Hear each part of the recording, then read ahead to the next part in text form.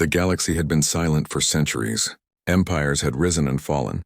New species had taken control of the stars, and ancient wars were now just stories told to scare children. But there was one name no one dared to speak: humanity. Long ago, humans were the nightmare of the galaxy. They fought wars no one else would fight. They turned hopeless battles into victory through sheer will. But when the final Great War came, humanity disappeared. Their homeworld, Earth, was burned. Their fleets were shattered. The stars were quiet again, at least that's what everyone believed, until one day, a signal appeared. It came from a dead sector of space and a region destroyed long ago, filled with drifting metal and broken moons. The signal was weak, just a repeating code, but it carried something terrifying. It was human. Admiral Ravik of the Kalthor Empire was the first to notice it. He sat in his command ship, surrounded by glowing blue holograms of the galaxy. His officers looked confused. "Sir, the signal is old." "But it's active," said one of them. "Origin?" Ravik asked. "Sector Sol 9, the ruins of the Terran system." The Admiral froze.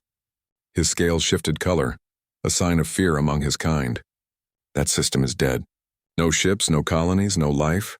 "Yes, sir," the officer said quietly. "But this signal keeps repeating. It says, 'We remember.'"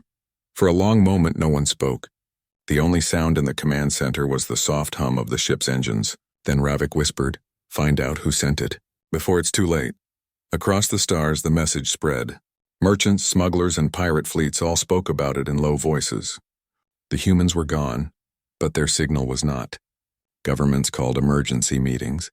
Empires accused each other of faking it. But deep inside, they all feared one thing: what if it's real? Because every empire knew what humanity had done. They had destroyed the unstoppable Xyric swarm. They had turned black holes into weapons. And they had vanished, leaving behind silence that felt unnatural. Now that silence was breaking. In the ruins of the Sol system, a massive shape drifted through the void. It was old, broken, and covered in dust and debris. Its name was barely visible under the scars of time: UN's Vigilant. Once it had been the flagship of Earth's last defense fleet. Now it floated among wreckage, forgotten. But deep inside, lights flickered to life. Systems came online, one by one. Machines began to move. The ship's AI, called Argo, had waited for this moment for 300 years. Core power restored. Crew revival sequence initiated.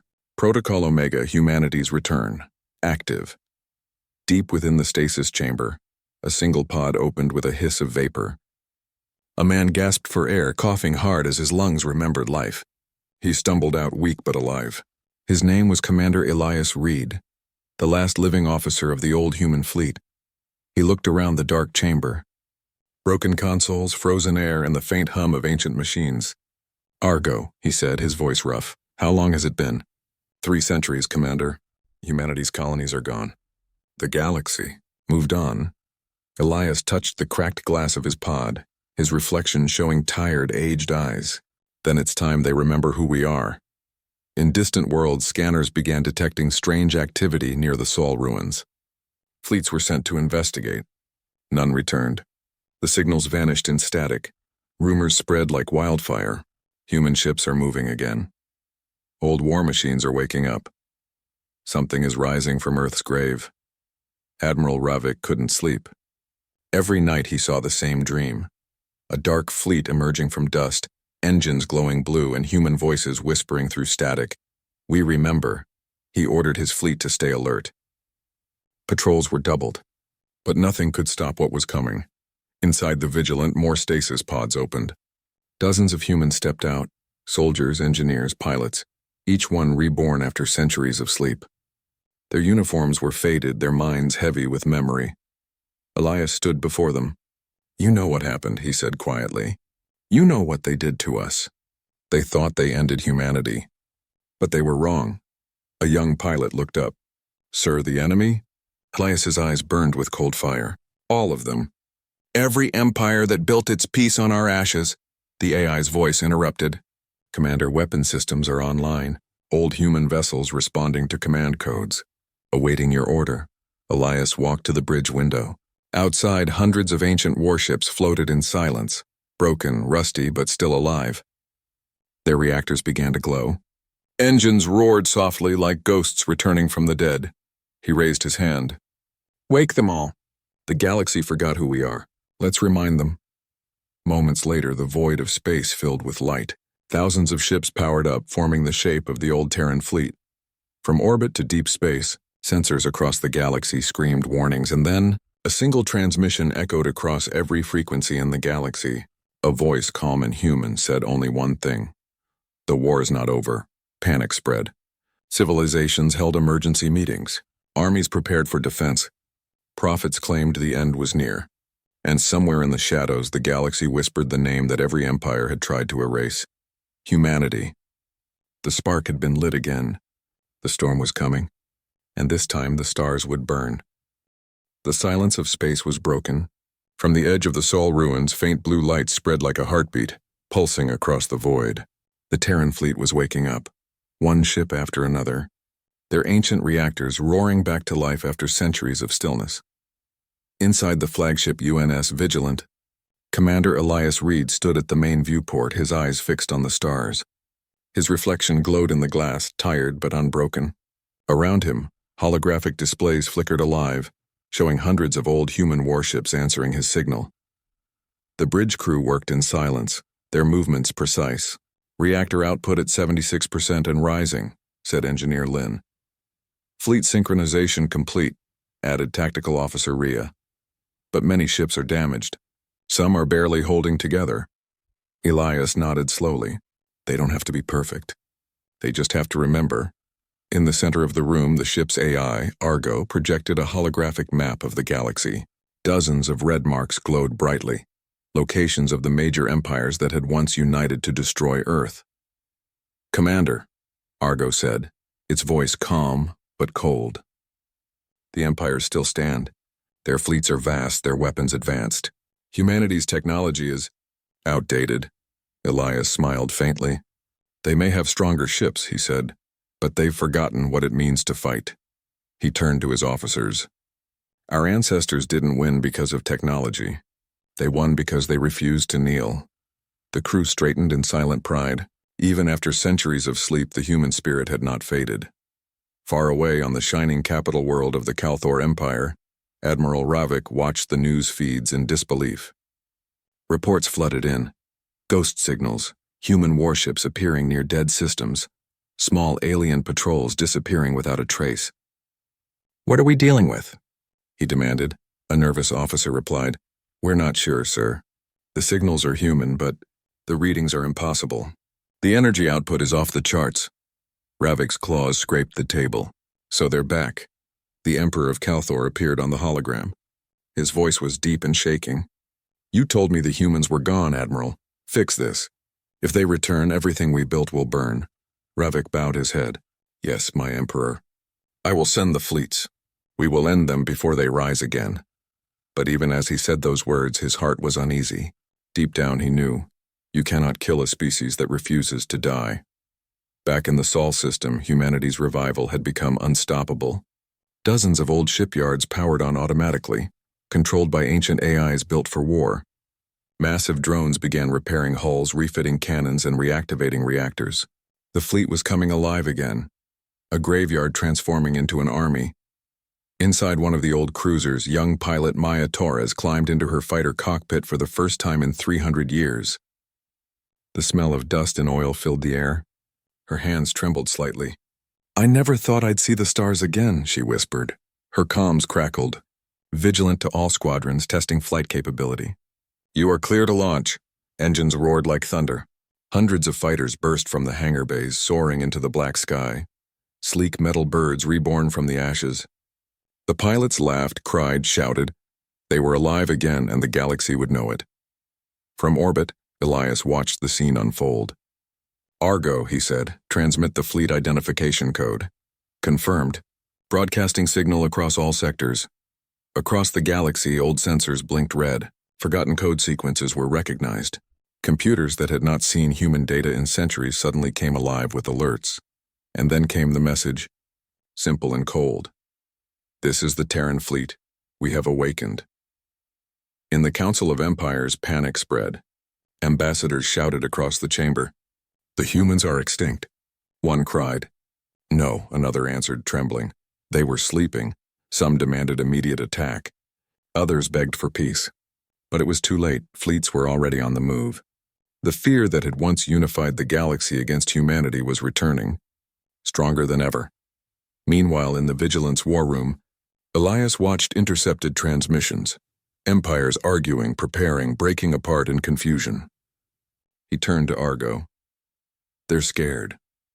Fear spreads faster than light, Commander, the AI replied. But so does hope. Elias's expression hardened. Hope is for them. We are the storm.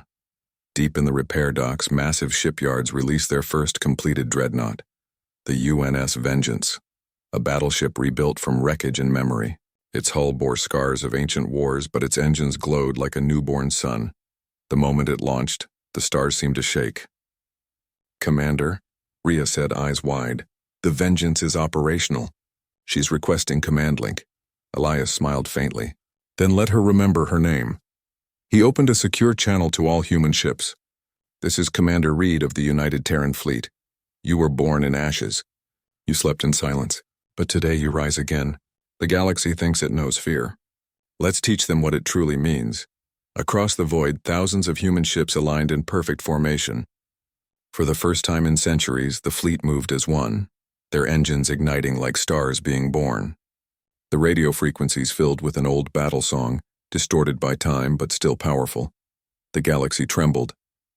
Empires rushed to prepare defenses. Some tried to open communication channels, but the Terran fleet said nothing.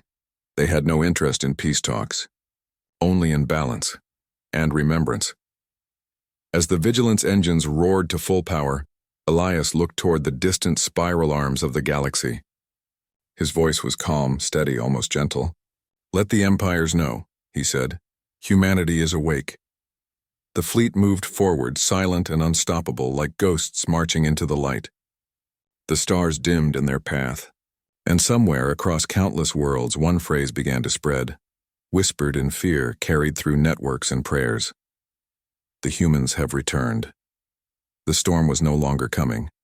It had already begun. The galaxy held its breath. Every screen, every transmission, every eye looked toward the Sol sector, waiting, fearing, whispering. The humans had returned, but no one knew what they wanted. Then the first attack came. It began without warning. A Calthor listening post orbiting the barren moon of Dareth V went dark. Its last transmission was only 2 words. They're here. When the Empire sent ships to investigate, they found nothing but drifting debris, metal burned from the inside, and strange scorch marks that no known weapon could make. The commanders were confused. No energy trails, no warp signatures, no survivors. It was as if the humans had become ghosts. On board the UNS Vigilant, Commander Elias Reed watched the battlefield through a floating hologram. The image showed a ring of wreckage, the destroyed Calthor outpost. Minimal losses, Argo reported. Target neutralized. Detection risk 0.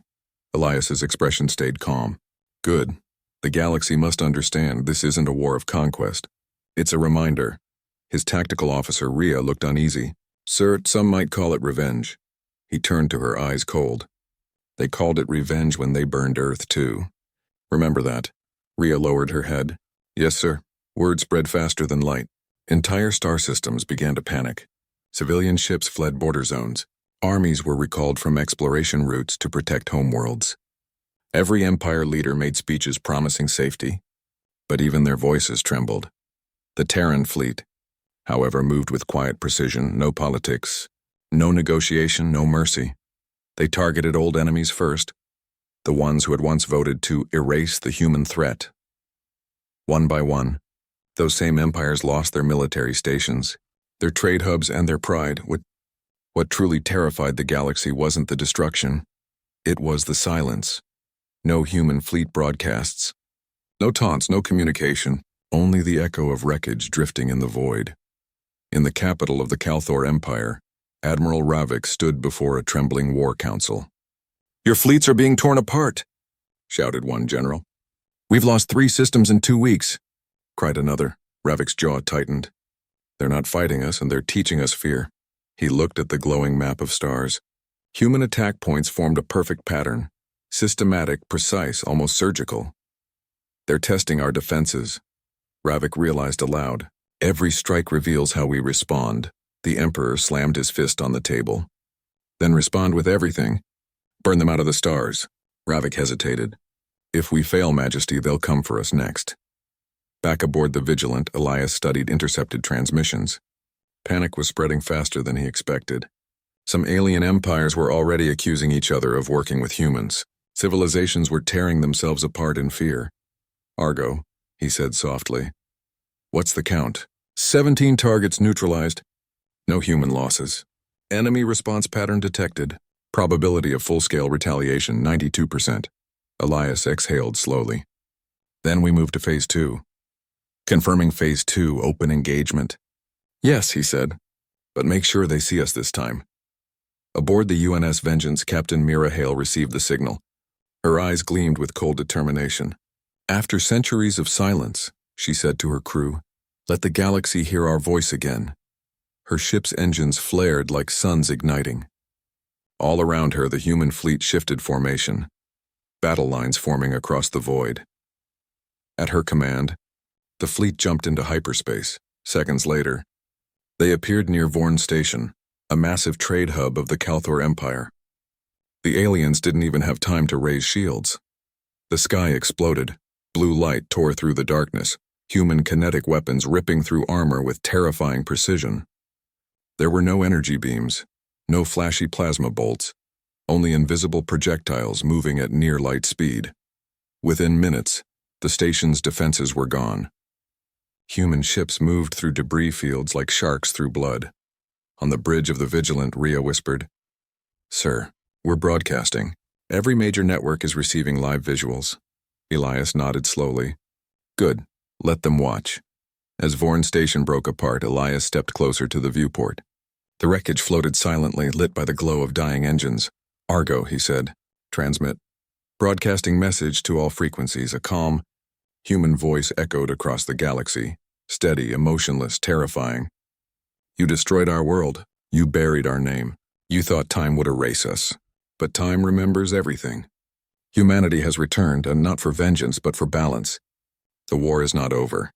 Then the transmission ended. In thousands of alien homes, civilians listened in horror. Children cried. Veterans of the last human war fell to their knees, trembling. They remembered the last time humans spoke those words, and what followed. Back in the Kalthor capital, Admiral Ravik watched the message replay on loop. The Emperor shouted orders for counterattack, but Ravik remained silent. He whispered to himself, they're not just fighting. They're judging us. In deep space, the Terran fleet regrouped. Ships glided silently in perfect harmony. Pilots floated in their cockpits, exhausted but proud. Captain Mira's voice came through the comms. Enemy forces routed. No casualties. Elias's reply was quiet. Good work. Now pull back. Let the galaxy think we're done. Commander, Argo asked, you know they will retaliate. I'm counting on it, Elias said. Fear makes them desperate. Desperation makes them predictable. He turned off the screen and looked into the endless dark. The stars seemed to flicker like watching eyes. They wanted war, he whispered. Let them remember how humans fight it. Across the galaxy, chaos grew. Empires formed shaky alliances. Armadas gathered on their borders. Propaganda flooded the networks. Humanity must be stopped. But deep down they all knew. The first strike wasn't the end. It was the beginning, and far away in the void beyond known space, new human fleets were awakening. Bigger, older, stronger. Their engines lit up like rising suns. The war that shattered empires once before was about to begin again. In the Kalthor Empire, cities went dark at night. Civilian ships refused to travel. Whole colonies cut contact, afraid the humans were watching. At every military outpost, officers scanned the sky for blue glowing engines, the mark of the Terran fleet. The Emperor called an emergency broadcast. We will not bow to ghosts, he roared, his image shaking across the holoscreens. We will crush the humans before they reach our borders. But even as he spoke, thousands of citizens began fleeing his worlds. They remembered stories their grandparents once told, stories of Earth's wrath, when human fleets had burned through stars to save their kind. And in that memory, fear became truth again. The listening worlds across the Viren Republic, Scientists studied recordings of the human broadcast from Vorn Station. They analyzed the voice again and again, but what scared them most was not the words. It was the tone. Calm, measured, unstoppable.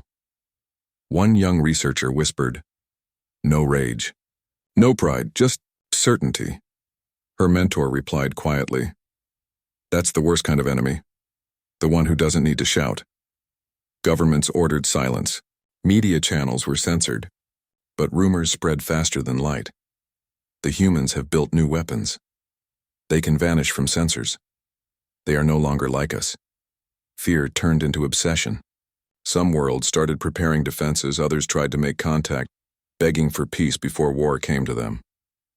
The hidden allies far beyond the outer rim, in forgotten colonies left to die after the last war, something else stirred. Tiny settlements, half human, half alien, who had once sheltered human refugees began receiving coded messages. To those who still remember, humanity calls you home. On the ice world of Nera 7, a woman named Dr. Kayla Trent watched the message play again and again. She had spent her whole life hiding her human blood, pretending to be Viren. But when she heard that voice, Elias Reed's voice, she knew it was time. She turned to her people. They're back. The ones who left us, the ones who fought for us.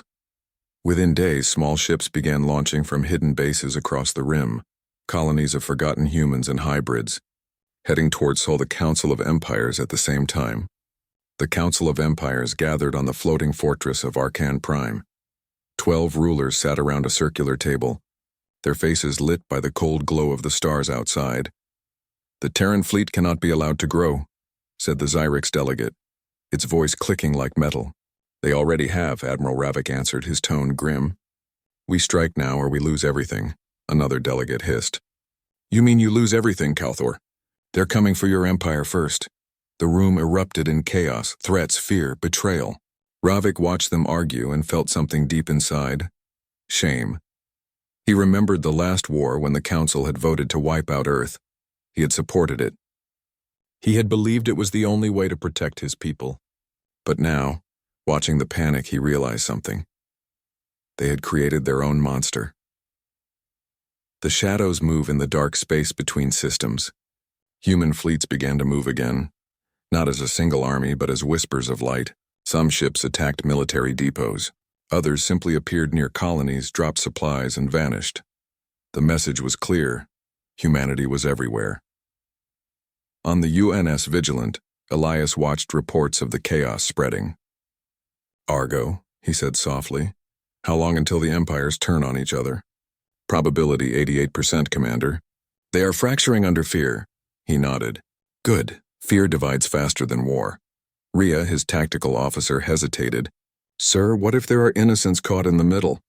Elias's expression softened. "There always are. But every innocent life we lost on Earth, they didn't ask for that either." He looked at the stars, his voice low. "We're not monsters, Rhea, we're consequences." The return of faith, meanwhile, on alien worlds, strange movements began. Some species started worshipping the humans, and calling them the Flame Returned or the Children of Steel. Temples lit with holographic fire spread across the outer colonies. Priests claimed the humans were gods sent to cleanse corruption. Armies tried to silence them.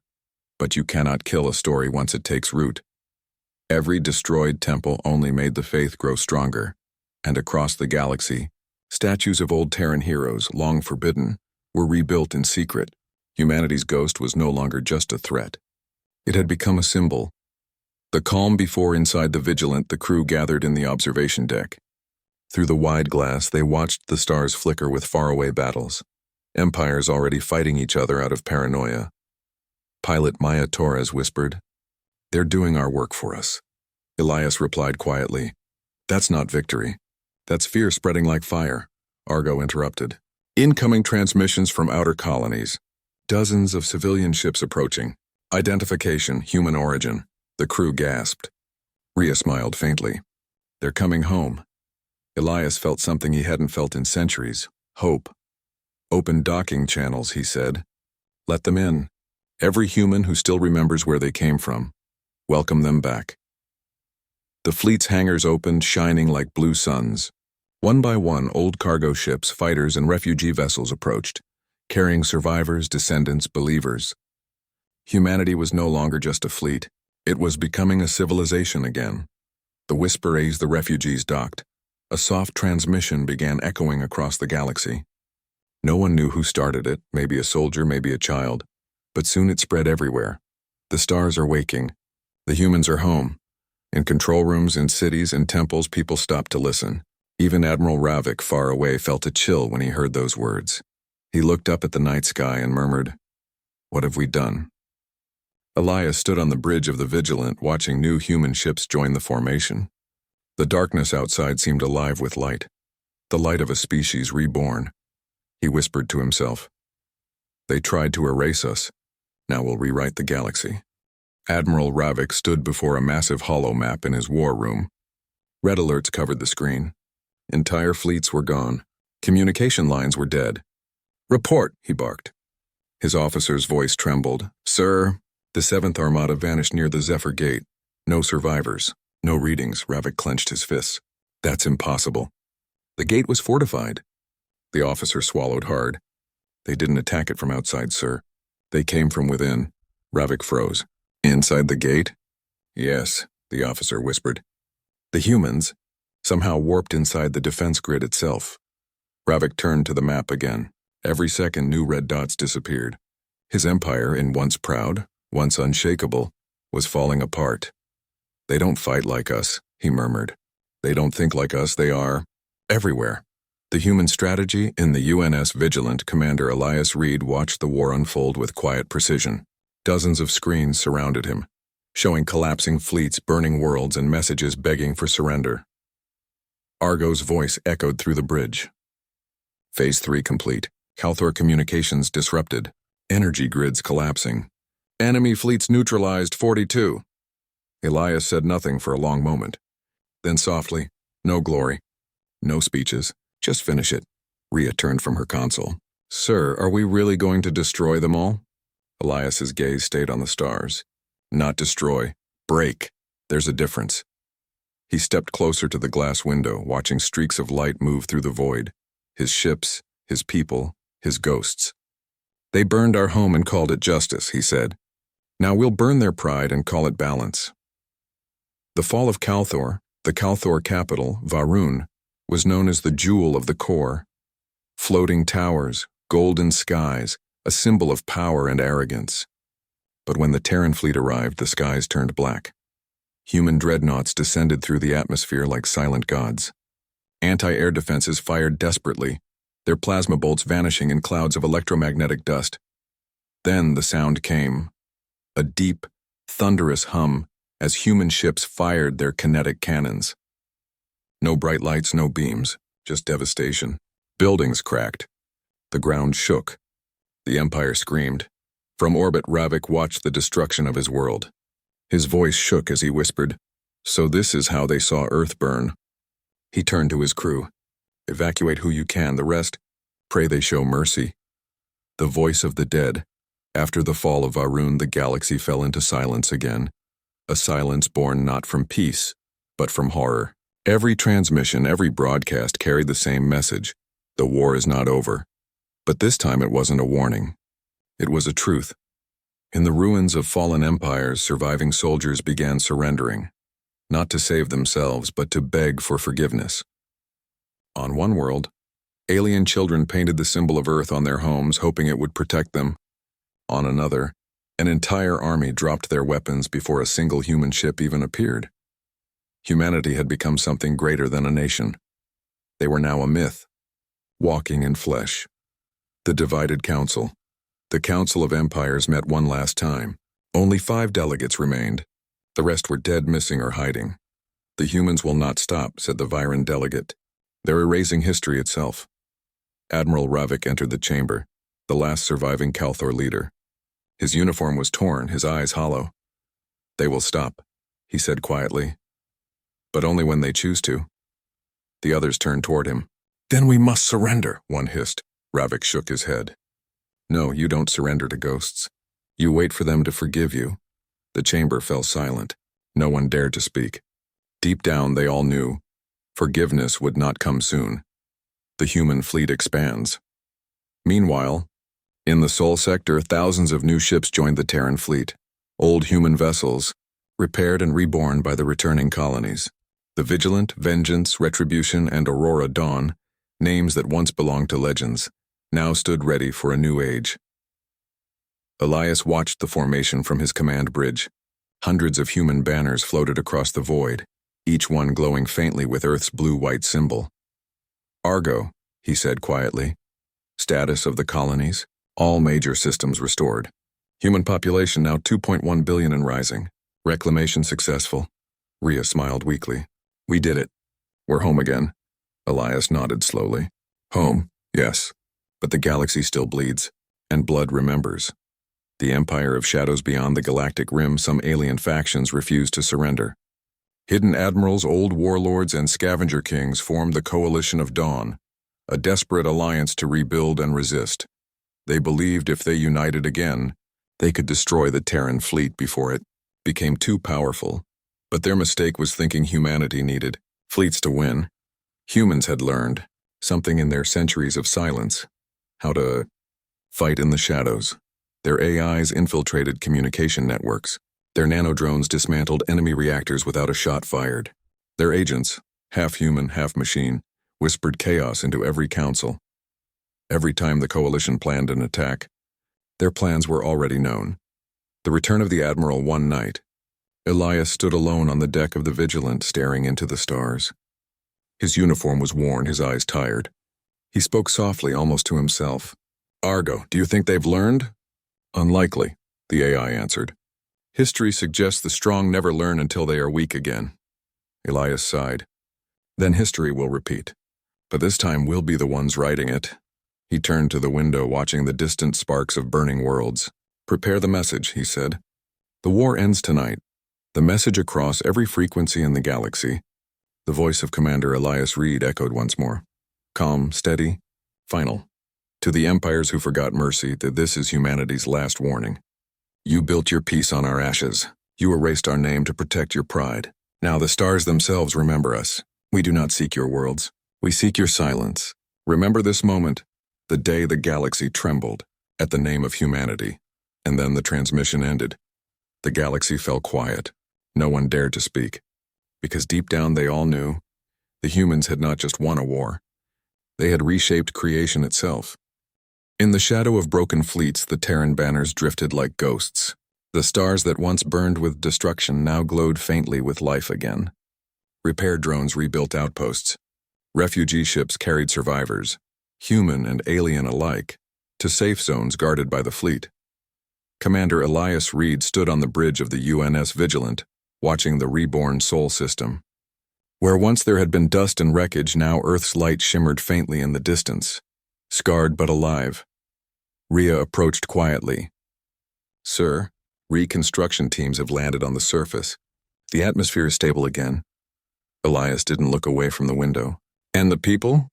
They're planting again, she said softly. For the first time in 3 centuries, he nodded slowly. A rare smile touched his face. Then maybe. It was worth it. The weight of victory, for many, victory should have meant celebration. But the halls of the Vigilant were quiet. Soldiers who had fought through endless nights now sat in silence, staring at the stars. Pilot Maya Torres stood by a viewport, her reflection faint in the glass. We won, she whispered. But it doesn't feel like it. Captain Mira Hale stepped beside her. War never feels like victory, she said. We built peace from ashes, but ashes still stain the hands. Maya turned to her. Do you think they'll ever stop fearing us? Mira's gaze was steady. Not fear, Maya, respect, it's different. Fear fades. Respect lasts. The broken galaxy beyond human space, the galaxy struggled to rebuild. Some empires fell apart completely, their people forming new alliances under human protection. Others, humbled by loss, began sending envoys to Sol. On a distant broadcast, a Calthor historian spoke with trembling sincerity. We once tried to erase them. Now they are our teachers. Humanity showed us destruction and discipline. In time, new treaties formed. Not through domination, but through remembrance. The Terran Accord, written by both humans and aliens, became the first document signed by every surviving civilization. Its first line read simply, We remember what silence costs. The human transformation, inside Sol's orbit, the old shipyards thrived again.